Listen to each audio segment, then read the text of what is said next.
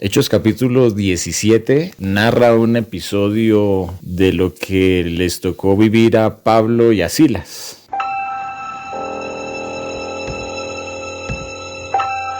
Más tarde, Pablo y Silas pasaron por las ciudades de Anfípolis y Apolonia y llegaron a Tesalónica, donde había una sinagoga judía. Como era su costumbre, Pablo fue al servicio de la sinagoga y durante 3 días de descanso seguidos usó las escrituras para razonar con la gente. Explicó las profecías y demostró que el Mesías tenía que sufrir y resucitar de los muertos. Decía: Este Jesús de quien les hablo es el Mesías. Algunos judíos que escuchaban fueron persuadidos y se unieron a Pablo y Silas, junto con muchos hombres griegos temerosos de Dios y un gran número de mujeres prominentes. Entonces ciertos judíos tuvieron envidia y reunieron a unos alborotadores de la plaza del mercado para que formaran una turba e iniciaran un disturbio. Atacaron la casa de Jasón en busca de Pablo y Silas a fin de sacarlos a rastras y entregarlos a la multitud. Como no los encontraron allí, en su lugar sacaron arrastrando a Jasón y a algunos de los otros creyentes y los llevaron al consejo de la ciudad. Pablo y Silas han causado problemas por todo el mundo y ahora están aquí perturbando también nuestra ciudad. Y Jasón los ha recibido en su casa. Todos ellos son culpables de traición contra el César porque profesan lealtad a otro rey llamado Jesús. La gente de la ciudad y también los del consejo de la ciudad quedaron totalmente confundidos por esas palabras. Así que los funcionarios obligaron a Jasón y a los otros creyentes a pagar una fianza y luego los soltaron. ¿En qué ciudad se está desarrollando esa historia? En Tesalónica. Pongámonos en el lugar de ellos. Nosotros conocemos la ley, sabemos que hay una profecía de un Mesías, de un rey que ha de venir. Sabemos que el Hijo de Dios, que ha sido anunciado por los profetas, desde Moisés y de todos los profetas, que ese Hijo de Dios ha de venir. Hagamos el ejercicio de que nosotros somos Tesalónica. De repente llega Pablo, llega con Silas, llegan esos dos personajes, llegaron aquí a Tesalónica y nos empiezan a enseñar que ese hombre que murió en la cruz era el Cristo de las profecías, era el que había anunciado Moisés y el que había anunciado todos los profetas, y que ese era el Hijo de Dios, y que era necesario que Él padeciera y era necesario que Él resucitara. Por ejemplo, morir en una cruz era casi que lo más vergonzoso que había. En estos días escuché una prédica donde decía que algo similar a eso de la cruz era como amarrar a alguien en la plaza principal de la ciudad, ahí a la vista de todo el mundo, y ponerle un cartón en la frente o ahí en el poste que diga violador, por ejemplo. Y entonces todos, en este caso, digamos ahí en el Parque La Villa o en la 6 de septiembre, que nos encontremos a una persona ahí amarrada y que diga violador. Es una vergüenza y la gente lo aborrecería. Y no falta el que pase por ahí, le pegue, lo insulte, lo escupa, ¿sí? Por violador. Entonces los que morían en una cruz eran personas que tenían ese tipo de aborrecimiento, ese tipo de humillación. Era un escarnio por portarse mal, por ladrones, por violadores, por asesinos. Y el Señor Jesús murió en una cruz, imagínense. El Señor Jesús vino a parar en ese lugar, en un lugar de escarnio público. Y Él fue torturado y todo eso. Entonces de repente que venga Pablo y Silas y nos digan que ese hombre había sido el Hijo de Dios, que en Él se habían cumplido las profecías.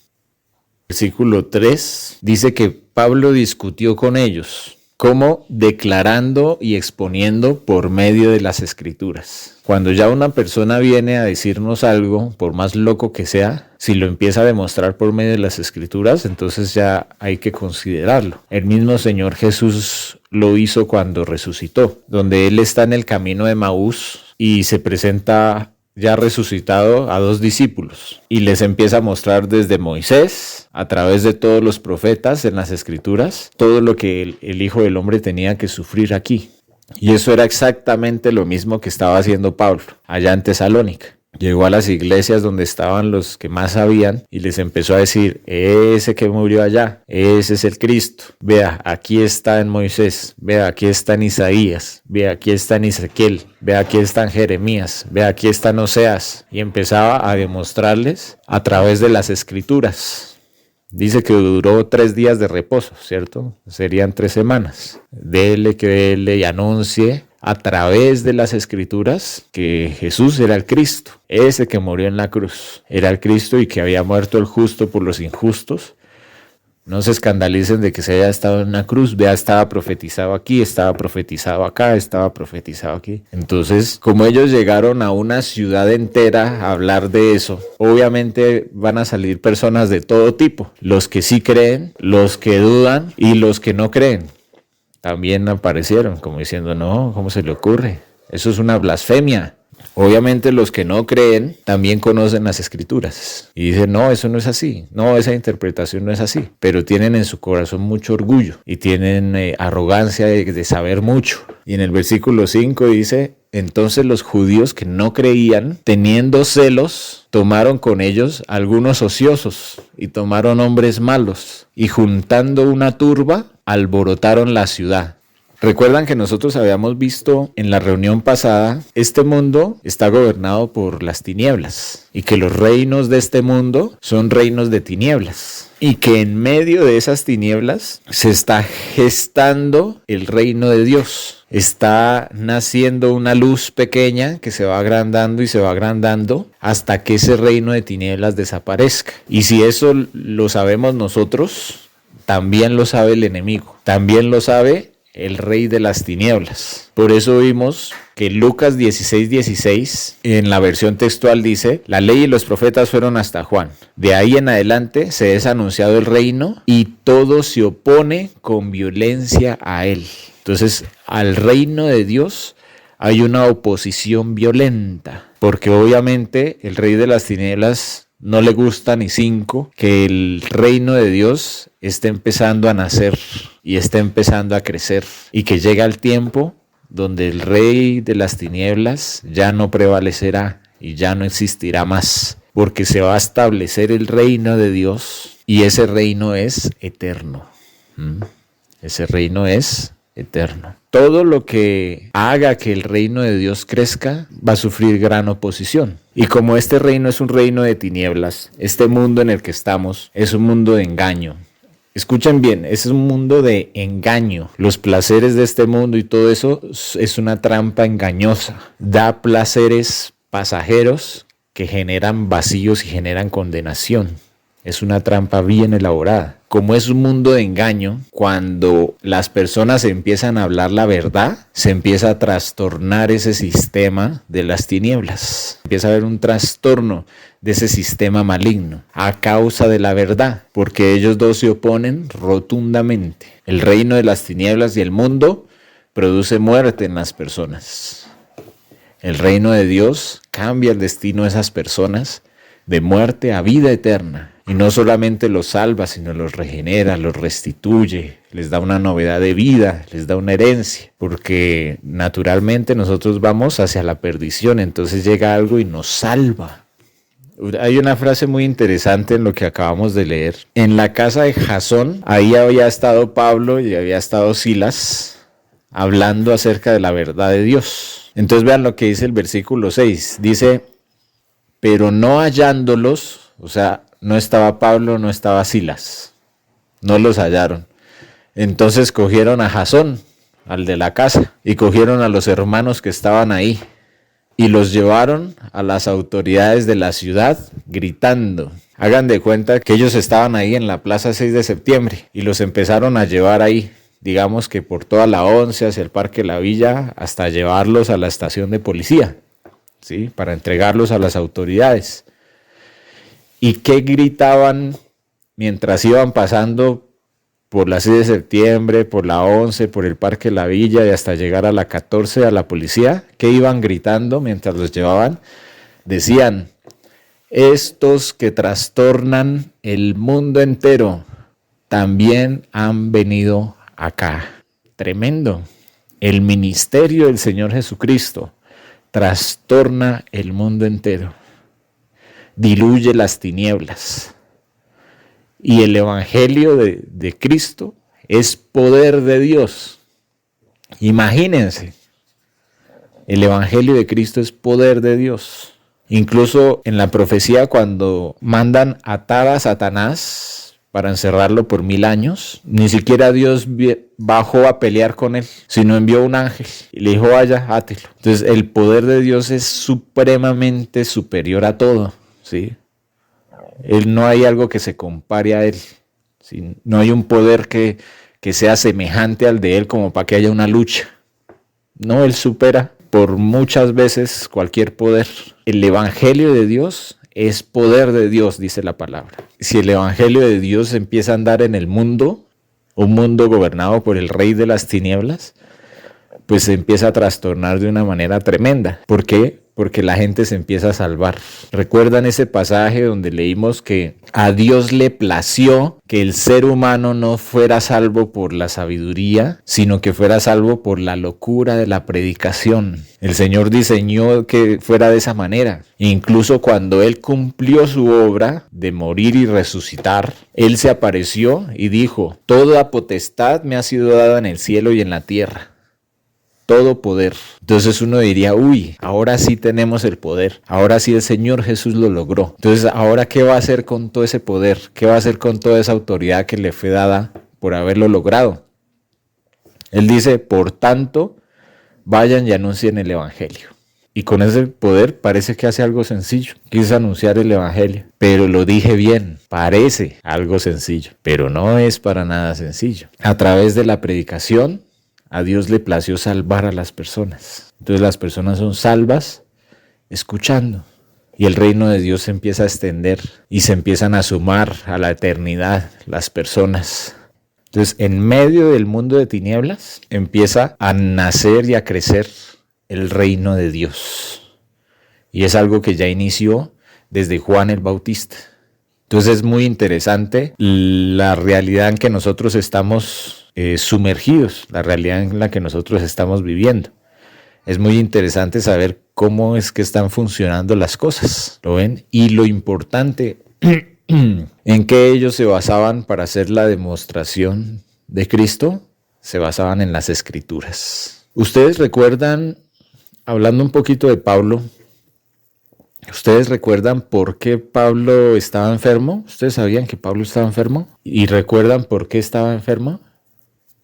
Recuerden que nosotros habíamos visto que Pablo, él había crecido instruido en la ley. Era de los que se sabían la ley de memoria y eran de los que habían sido discipulados por los mejores maestros en las Escrituras. Y él creció en una disciplina importante acerca de la fe. También habíamos visto que sumado a eso, el Señor Jesús lo había llamado a su ministerio y le había dado la revelación de las verdades. Y Pablo, ¿qué empezó a hacer? Empezó a enseñarlas a la iglesia.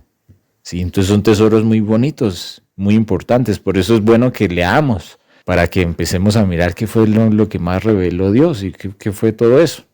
Aquí en 2 Corintios 12:6 viene Pablo hablando de revelaciones de él. Y en el versículo 6 dice, sin embargo, si quisiera gloriarme, no sería insensato, porque diría la verdad. Es decir, Pablo dice, si yo quisiera gloriarme, pues tengo de qué gloriarme, porque el Señor me ha dado mucho. Pero lo dejo, o sea, no lo va a hacer, no se va a gloriar. ¿Para qué? Para que nadie piense de mí, dice Pablo, más de lo que en mí ve o oye de mí. Y dice el versículo 7, y para que la grandeza de las revelaciones no me exalte desmedidamente, o sea, porque las revelaciones que recibió Pablo fueron grandes, fueron importantes. Y en medio de un sistema donde habían grandes maestros y donde habían doctores de la ley y donde había mucha erudición, mucha teología, y Pablo superó todos esos niveles sobradamente. Entonces él decía, uy, para que toda esa revelación que Dios me ha dado no me exalte desmedidamente. Entonces, para que eso no pase, dice, me fue dado un aguijón en mi carne, un mensajero de Satanás que me abofetee, para que no me enaltezca en sobremanera. Versículo 8, respecto a lo cual 3 veces he rogado al Señor que lo quite de mí. Y el Señor me ha dicho, bástate mi gracia, porque mi poder se perfecciona en la debilidad. Por tanto, de buena gana, me gloriaré más bien en mis debilidades. ¿Para qué? Para que repose sobre mí el poder de Cristo. Por lo cual, por amor a Cristo, me gozo en las debilidades, me gozo en las afrentas, me gozo en las necesidades, me gozo en las persecuciones, me gozo en las angustias, porque cuando soy débil, entonces soy fuerte, porque ya no son las fuerzas de Pablo, sino es Dios ahí fortaleciendo esas debilidades. Ese Pablo que tenía esas revelaciones y que tenía ese denuedo y que discutía con mucha habilidad, demostrando con las Escrituras que Jesús era el Cristo, le tocó salir de Tesalónica. Busquémoslo nuevamente para seguir leyendo. Dice, inmediatamente los hermanos enviaron de noche a Pablo y a Silas hasta Berea. Y ellos, habiendo llegado a Berea, entraron en la sinagoga de los judíos. O sea, vuelve y juega. Llegaron allá y volvieron otra vez a las sinagogas y empezaron a hablarles. Dice el versículo 11, y estos eran más nobles que los que estaban en Tesalónica, pues recibieron la palabra con toda solicitud, escudriñando cada día las Escrituras para ver si estas cosas eran así. Entonces recibían la palabra, pero antes de creerla en su corazón, antes de meterla en su mente, antes de incluirla en su ser, antes de abrazar esa verdad, ¿qué hacían? Escudriñaban en las Escrituras cada día para ver si lo que ellos hablaban era así, porque el Señor nos da cierta seguridad en las Escrituras, ¿sí? Cuando nosotros tenemos como arma secreta las Escrituras, tenemos una gran arma, tenemos una gran ventaja. La palabra dice, lámpara es a mis pies tu palabra y lumbrera a mi camino. Es algo que nos deja ver, es algo que el Señor Jesús dijo que la palabra de Él era espíritu y era vida. Y resulta que estos hombres de Berea tenían esa arma secreta, tenían esa arma poderosa. Y esa arma poderosa que eran las Escrituras. Entonces no importaba que fuera Pablo el que viniera a hablar. Un momentico, vengan, revisamos en las Escrituras a ver si lo que usted dice es cierto. Así tenga las revelaciones que tenga, así haya ido al tercer cielo, así haya... No nos interesa mucho esa parte. Nos interesa es que lo que usted esté enseñando esté en las Escrituras. Sí, eso era algo muy importante. Y aquí la palabra no dice que entonces los de Berea eran desconfiados. No, al contrario, la palabra aquí les hace un buen apunte. Quedaron registrados en la palabra misma por esa buena acción que hicieron. Porque la palabra no es solamente un libro de conocimiento. La palabra de Dios, primero que todo, está viva. Hebreos 4, versículo 12, dice que la palabra de Dios es viva y es eficaz. Cuando dice que es eficaz es porque la palabra de Dios cumple funciones, tiene un propósito y lo hace de manera efectiva. Y dice que es más cortante que toda espada de 2 filos. ¿Por qué? Porque nosotros como seres humanos, nosotros tenemos en nuestro interior, en nuestra forma de ser, tenemos todo un universo de rincones, de cosas, de pensamientos, de sentimientos, de recuerdos, de todo hay en nuestro interior. Cosas que se han sumado desde nuestra niñez hasta el día de hoy. Y para que la palabra entre hasta esos rincones, debe cortar, debe abrirse paso.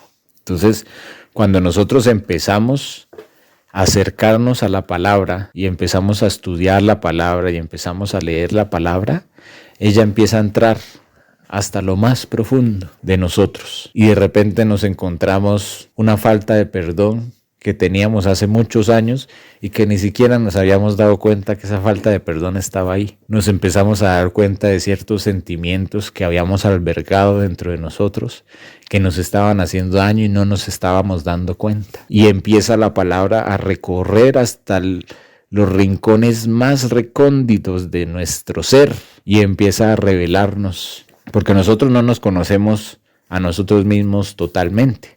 Tantos años, tantas experiencias, tantos sentimientos. Y dice que la palabra empieza más cortante que una espada de dos filos, penetra hasta partir el alma, parte el espíritu, llega hasta las coyunturas y los tuétanos y discierne nuestros pensamientos. Cuando analizamos ese discernir los pensamientos, se refiere a una clasificación de nuestros pensamientos. Eso hace la palabra en nosotros, ingresa y empieza a clasificar nuestros pensamientos. Entonces empieza a decir, tiene esta otra clase de pensamientos, y estos van aquí, estos de este color van acá, estos son los que hay por corregir, estos son así, y la palabra empieza a ordenar. Y no solo empieza a ordenar, empieza a establecer vida, porque la palabra de Dios es espíritu y es vida. Entonces empieza a establecer pensamientos. ¿Para qué? Para que tenga paz, para que tenga eternidad, para que pueda determinarse a sí mismo seguir el camino de la vida. Entonces la palabra, cuando nosotros vemos que los hermanos de Berea apelaban a las escrituras, ellos no solo estaban consultando libros de información, sino estaban consultando a Dios mismo, porque es la palabra de Dios. Estaban obrando en el espíritu para poder hacer un juicio acerca de la revelación que traía Pablo. Y eso es una herramienta poderosísima que nosotros debemos tener en nuestras vidas. Pero para nosotros hacer uso de eso, debemos nosotros empezar a conocer las escrituras, que eso es algo que ya hemos venido haciendo, gracias a Dios, empezar a conocer las escrituras, para que cuando llegue una doctrina falsa, nosotros tengamos la habilidad de verificar en las escrituras. Que cuando llegue un hombre con revelaciones, con denuedo, con que haga milagros, nosotros no nos dejemos persuadir de él, sino más bien seamos persuadidos por la palabra.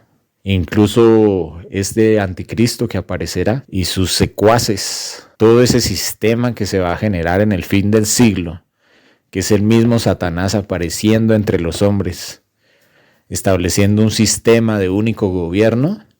Ese sistema dice que va a hablar maravillas en contra de Dios y prosperará. Dice que hará descender fuego del cielo, hará grandes señales y engañará aún a los escogidos. Pero si nosotros tenemos ese perfil como nuestros hermanos de Berea, vamos a ser librados de ese tipo de cuestiones, de esa fuerza tan tremenda que puede llegar en cualquier momento y que quiera arrancarnos de la verdad. Porque el rey de las tinieblas no se va a quedar quieto, sabiendo que nosotros estamos siendo rescatados y sabiendo que nosotros también estamos siendo un candelero para las demás personas. Y que a través de nosotros el reino de Dios empieza a extender. Entonces va a haber una oposición violenta a lo que nosotros estamos creyendo. Va a haber una oposición violenta a lo que nosotros estamos haciendo, lo que tenga que ver con el reino. Por eso nosotros debemos tener la palabra de Dios. Y lo que habíamos dicho ahorita, tener la palabra de Dios es tener espíritu. Es tener vida, es tener luz, es tener revelación, es tener poder de Dios. Dice, no me avergüenzo del evangelio porque es poder de Dios. Y recuerden que el poder de Dios no tiene comparación. Nosotros podemos estar tranquilos, que el mundo se ponga de cabeza. Nada puede pasar porque tenemos poder de Dios. Pablo dijo, para mí el vivir es Cristo y el morir es ganancia. Si tengo que ir a que me decapiten, pues es ganancia para mí. O sea, una vez tenemos el poder de Dios en nuestras vidas, ya no hay nada que nos pueda separar del amor de Cristo, ni separar de Él, ni lo alto, ni lo profundo, ni potestades, nada nos puede separar del amor de Cristo. Y esa fundamentación se hace a través de las Escrituras. Recuerde que el Señor le plació traer la salvación a través de la predicación. ¿Y la predicación qué es? Es la verdad que ha quedado plasmada en las Escrituras, que es una verdad que nos salva, que nos salva. Es una verdad que nos trae vida. Así que creyeron muchos de ellos, y mujeres griegas de distinción, y no pocos hombres. Cuando los judíos de Tesalónica, esa era la ciudad donde estaban primero, ¿no? Cuando los judíos de Tesalónica supieron que también en Berea era anunciada la palabra de Dios por Pablo. Eso es muy interesante y es lo correcto. No era la palabra de Pablo, no era la revelación de Pablo. Uno no aprende a través de los hombres, uno aprende es a través de la palabra. Cuando se enteraron que en Berea era anunciada la palabra de Dios por Pablo, fueron allá y también alborotaron a las multitudes. Siempre va a haber una oposición tremenda.